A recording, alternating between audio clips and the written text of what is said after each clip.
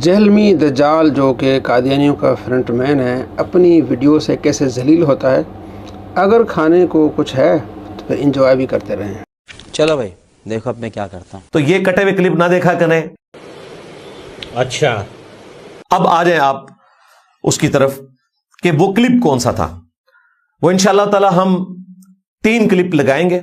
एक आईडीएस का क्लिप जो हाफिज ताहिर कादरी साहब नाथ खान, वो इंशाअल्लाह ताला हम 3 क्लिप लगाएंगे। रुको जरा सब्र करो। तो ये कटे हुए क्लिप ना देखा करें। अच्छा, वो इंशाअल्लाह ताला हम 3 क्लिप लगाएंगे। तो ये कटे हुए क्लिप ना देखा करें। तू समझा? हाँ। नहीं तू समझा नहीं। वो इंशाअल्लाह ताला हम 3 क्लिप लगाएंगे।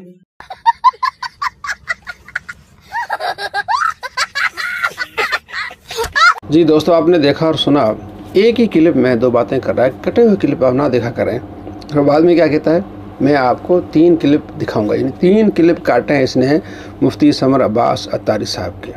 दूसरों के काटना जायज़ है कटे हुए क्लिप, और इसके लिए जनाब ली कटे हुए क्लिप ना दिखें।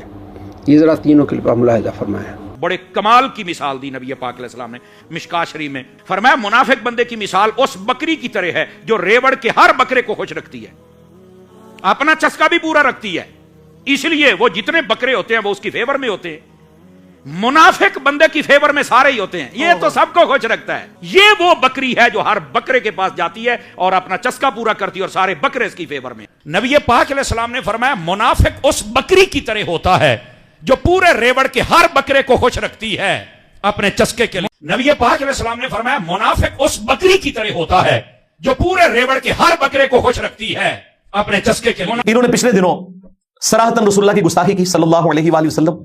खुद से एक झूठी हदीस बना के मंसूब की, और सिर्फ झूठी नहीं थी, बेहुदा थी, गुस्ताखाना थी, बेहयाई पर मबनी थी। खुद से इसने एक हदीस बनाई, मुनाफिक की मिसाल बयान करते हुए नबी इस्लाम की तरफ मंसूब कर दी। पाकिस्तान के कानून के तहत इस पे 295C लगती है। मुनाफिक उस बकरी की तरह होता है जो पूरे रेवड़ को अपने चस्के के लिए खुश रखता है। तो ये कह रहा है कि ये सराहतन गुस्ताखी है और इस पर 295C लगनी चाहिए।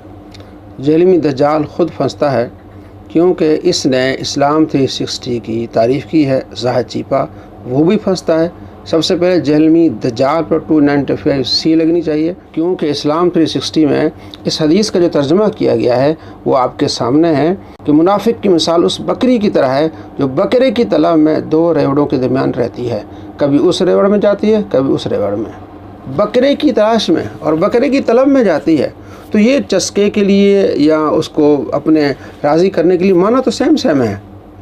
बकरी बकरे की तलब में 2 रेवड़ों के दरमियान रहती है। इस्लाम 360 का ये तर्जुमा है।